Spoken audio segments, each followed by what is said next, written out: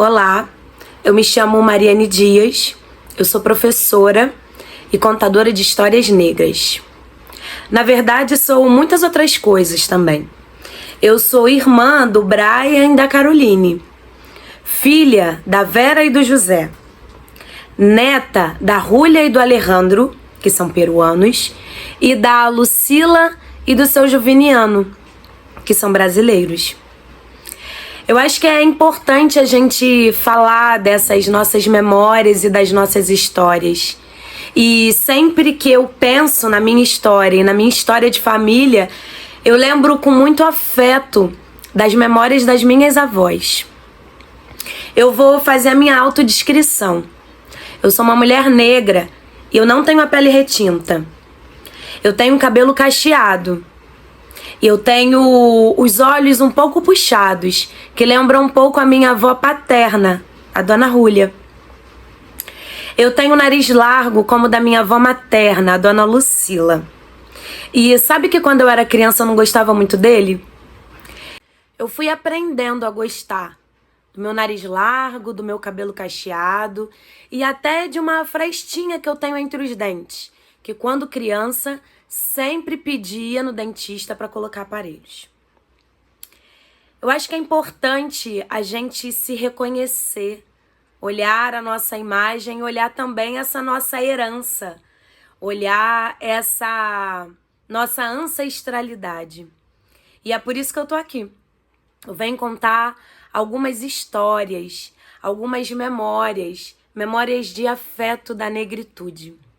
Esse é um projeto contemplado pela Secretaria de Cultura e Economia Criativa do Estado do Rio de Janeiro.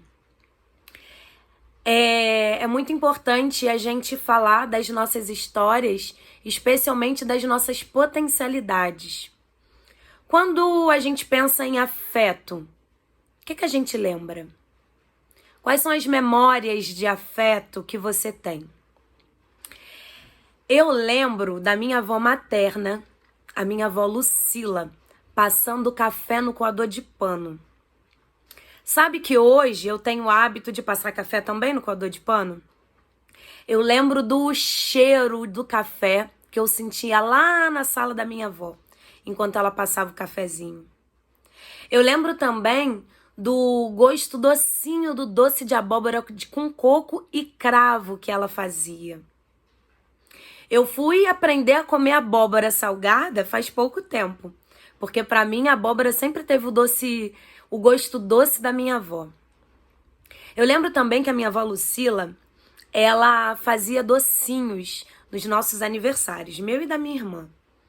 E ela fazia docinho de leite em pó e cajuzinho. Os de leite em pó era pra gente colocar na mesa junto com o bolo e servir para os convidados. Mas ela me entregava geralmente uma caixa de sapato com os cajuzinhos e falava: "Isso aqui é pra você". E eu comia. Às vezes dividia só com a minha mãe. E essas histórias e essas memórias de afeto que vão nos compondo, elas são muito importantes. Elas são importantes pra gente repassar, não deixar se apagar, não deixar morrer. Especialmente pra gente olhar para nossa história e conhecer um pouco mais da gente. Eu venho contar para vocês a história de algumas mulheres que foram muito importantes no cenário artístico-cultural aqui do estado do Rio de Janeiro. Na verdade, não foi nem só aqui no estado do Rio de Janeiro não, viu? Elas foram importantes nacionalmente e também reconhecidas internacionalmente. Eu vou falar de algumas mulheres negras que trazem muito essas narrativas de afeto e que são importantes que a gente conheça. Eu quero muito compartilhar essas histórias com vocês e espero que vocês compartilhem com outras pessoas também. E já acredito que eu preciso voltar aqui mais vezes para contar outras histórias, não só de mulheres, mas de homens negros que também foram muito importantes para o nosso cenário artístico-cultural, não só aqui na cidade, no estado do Rio de Janeiro, mas também no Brasil. Bom, eu vou falar para vocês um pouquinho de Clementina de Jesus, de Dona Ivone Lara, de Tia Ciata e de Eva Maria de Bom Sucesso. Essas histórias você encontra num livro que eu pude participar e escrever sobre duas mulheres, sobre a tia Ciata e sobre a Eva Maria de Bom Sucesso. Vocês encontram essas histórias nesse livro aqui, Narrativas Negras, biografias ilustradas de mulheres pretas brasileiras. Esse livro daqui é um livro riquíssimo e conta várias histórias de mulheres importantes, não só aqui no estado do Rio de Janeiro, mas de outros lugares do Brasil, que constroem a nossa história, a história da população negra. Bom, sem mais conversa, vamos para a história. Clementina de Jesus, também conhecida como Rainha Quelé, nasceu em Valença, município do estado do Rio de Janeiro, também conhecido pela região do Vale do Café. Cresceu ouvindo sua mãe cantando pontos e jongos. Chegou aqui na cidade do Rio de Janeiro ainda criança e viu o nascimento da escola de samba Portela.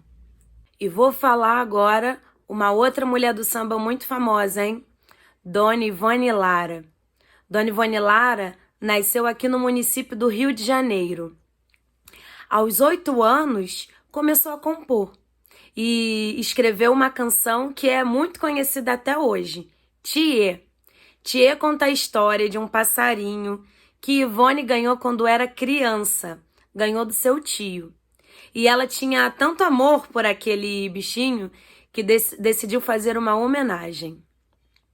Dona Ivone Lara foi a primeira intérprete e compositora de escola de samba. Pois é. Ela também foi enfermeira e fez a especialização em terapia ocupacional. E teve uma atuação muito importante no trabalho, no desenvolvimento de trabalho na área da psiquiatria. Hilária Batista de Almeida, também conhecida como Tia Ciata.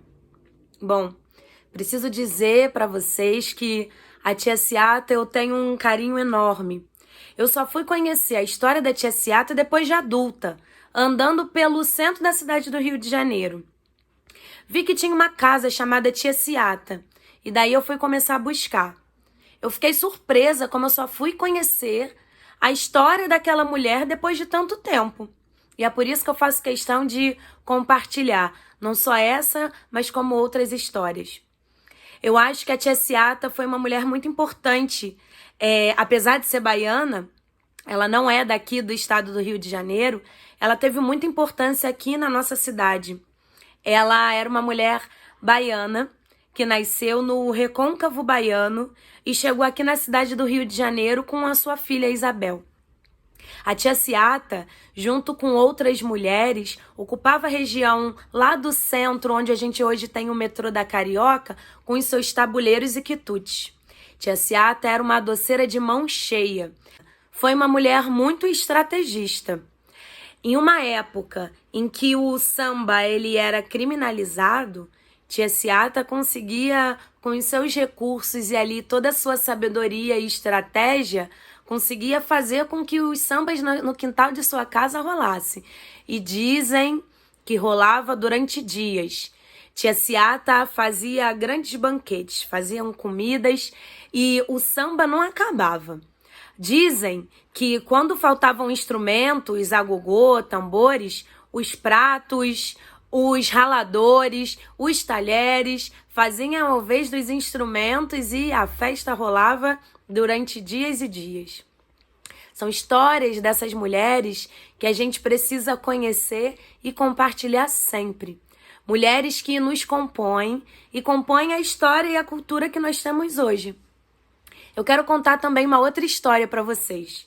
Na verdade, eu pude escrever não só sobre a Tia Ciata, mas também sobre a Eva Maria de Bom Sucesso.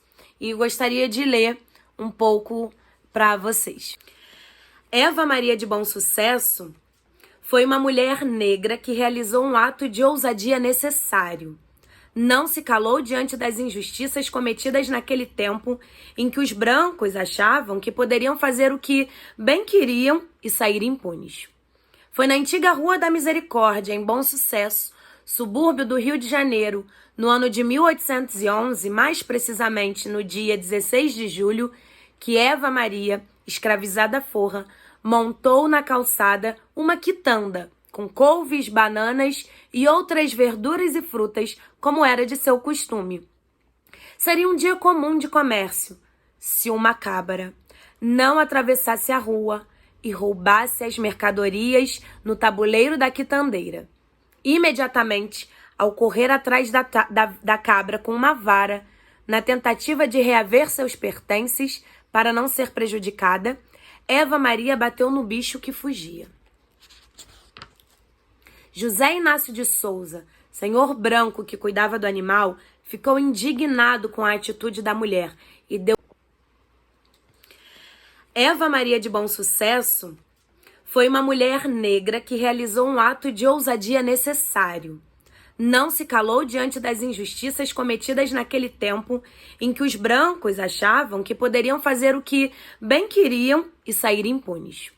Foi na antiga Rua da Misericórdia, em Bom Sucesso, subúrbio do Rio de Janeiro, no ano de 1811, mais precisamente no dia 16 de julho, que Eva Maria, escravizada forra, montou na calçada uma quitanda, com couves, bananas e outras verduras e frutas, como era de seu costume. Seria um dia comum de comércio, se uma cabra não atravessasse a rua e roubasse as mercadorias no tabuleiro da quitandeira.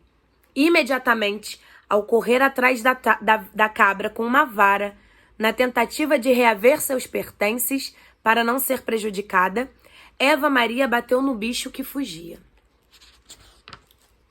José Inácio de Souza, senhor branco que cuidava do animal, ficou indignado com a atitude da mulher e deu-lhe um tapa no rosto. Diante de tal absurdo, inconformada com o que se passara, Eva Maria levou o caso à justiça. Aproximadamente 30 pessoas que testemunharam o acontecido conheciam a quitandeira e ressaltavam suas qualidades morais e depuseram a seu favor. Diante das provas, o juiz responsável pelo caso decretou a prisão de Souza. Meses depois, ele conseguiu pagar a fiança e foi libertado.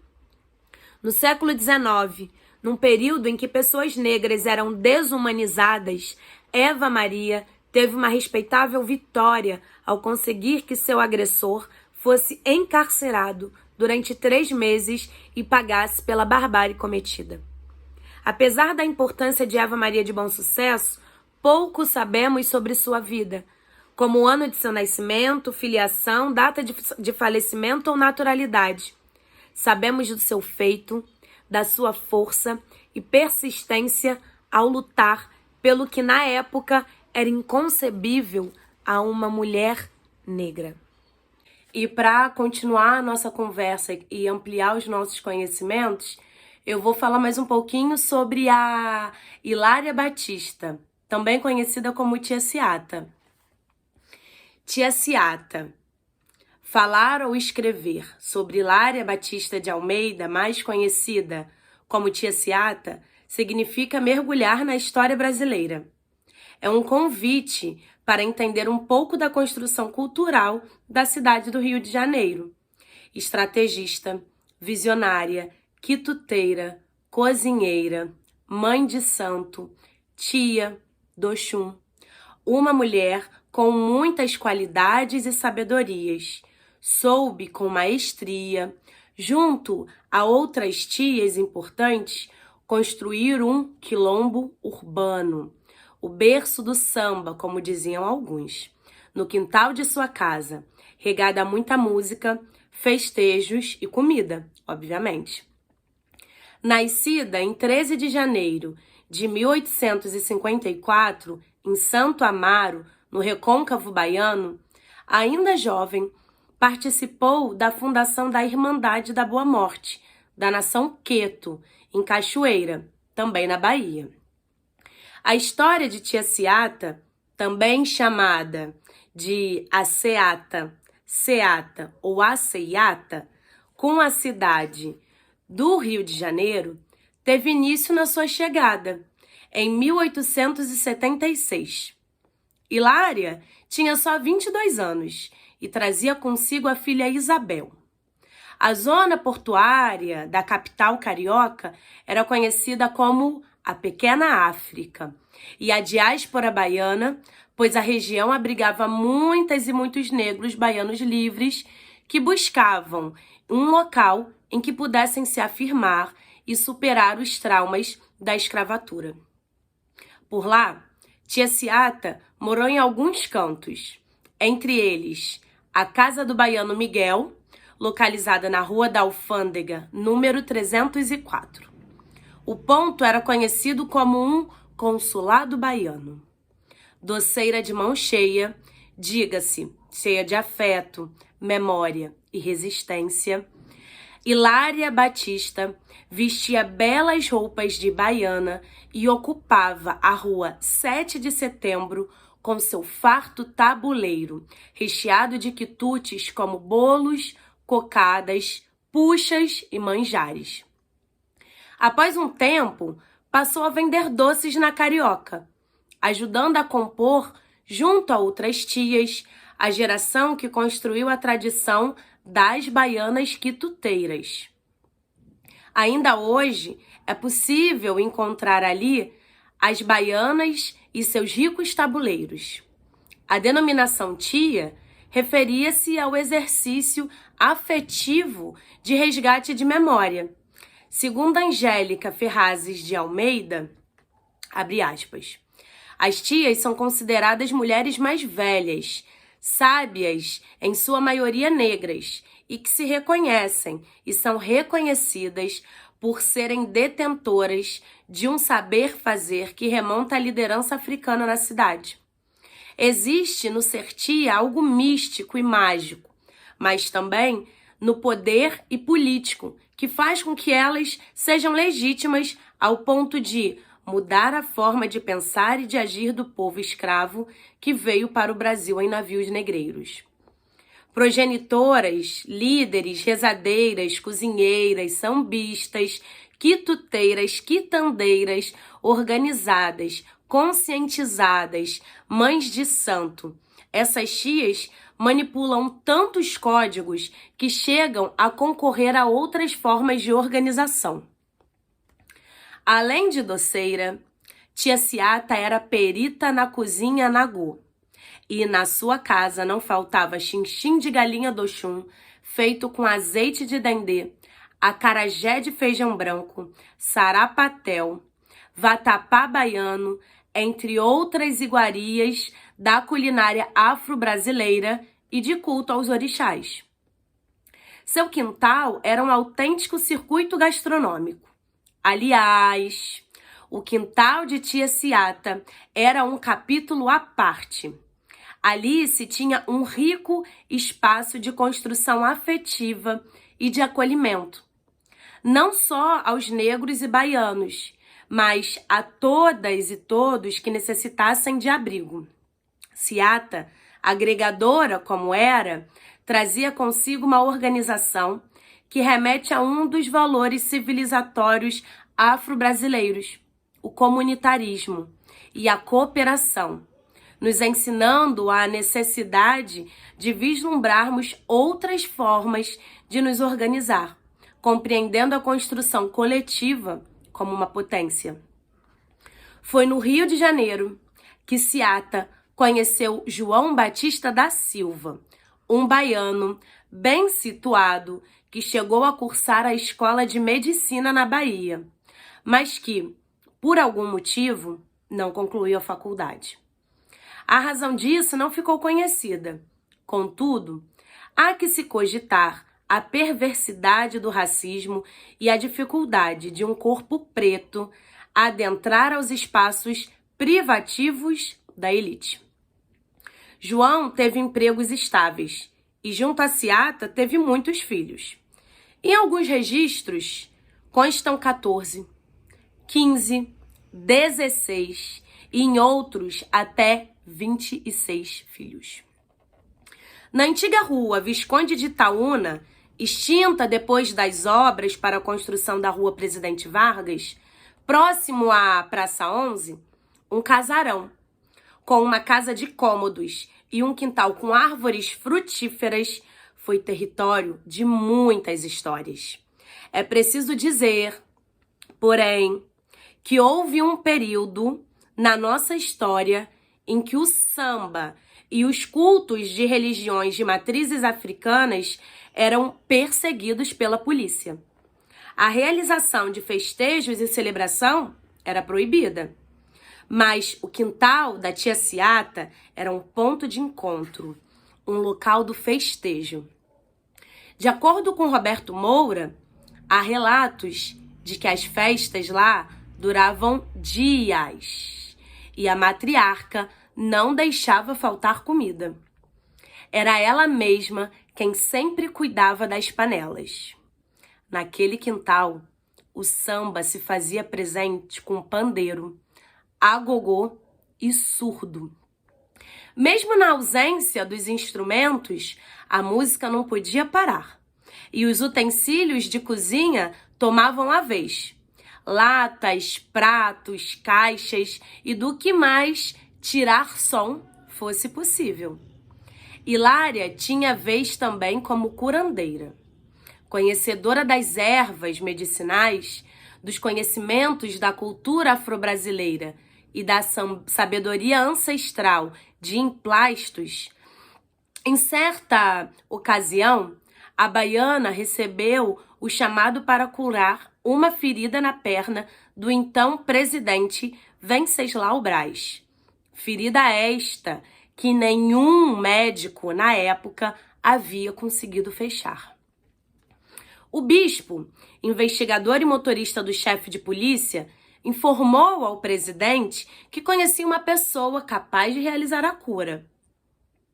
Contava seu neto, o sambista Bussi Moreira, como também escreve Moura, que tia Ciata era, às vezes, explosiva, e deste modo respondeu ao chamado do presidente. Quem precisa de caridade que venha cá. Não conheço ele. Eu vejo falar de Venceslau Braz, mas não conheço não. A baiana teve resistência para atender ao chamado e até consulta fez para saber se podia curá-lo. Mas, no fim, estabeleceu as ervas, deu as instruções para cuidar do ferimento e, no prazo indicado, Venceslau estava curado. Muito agradecido, ele perguntou à tia Ciata o que ela desejava. Prontamente, ela respondeu que seu marido, João Batista, tinha sido secundarista do curso de medicina lá na Bahia e que um emprego melhor para ele seria bom.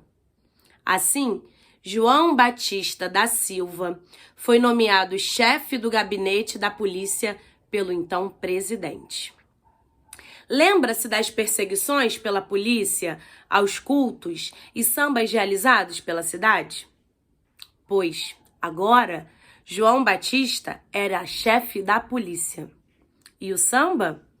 No quintal de tia Ciata, que, aliás, era conhecida por dançar miudinho, que é quando se samba com os pés juntos, arte na qual ela transbordava destreza e elegância, além de ser partideira. Alguns renomados nomes do circuito musical carioca cresceram. Por essas rodas se faziam presentes Pixinguinha, Donga, João da Baiana, Heitor dos Prazeres. Existe até história de que o primeiro samba pelo telefone de 1917 foi criado lá, naquele quintal.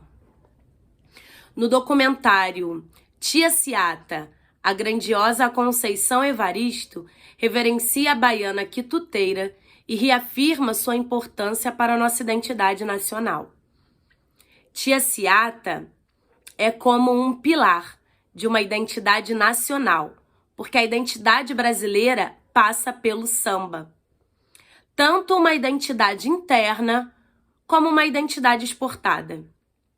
E como tia Ciata aparece dentro disso? Evaristo nos leva a refletir sobre até que ponto e como essa grande matriarca está presente em nossa vida, hoje.